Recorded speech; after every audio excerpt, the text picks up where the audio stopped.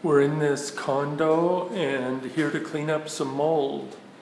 I first inspected it a couple months ago. The prospective buyer followed through and bought it, and now she's hired us to come in and clean up the mold. So I've got a kitchen here. Actually, there was a water damage event that came from the unit above, and the inside of a lot of these cabinets are swollen. There's a little bit of mold visible in some of them. There's quite a bit of mold visible in the top of this pantry area here.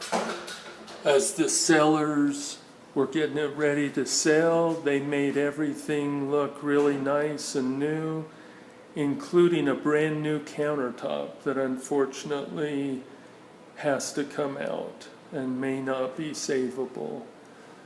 But there's mold in the cabinets, under the cabinets, and a couple of other places.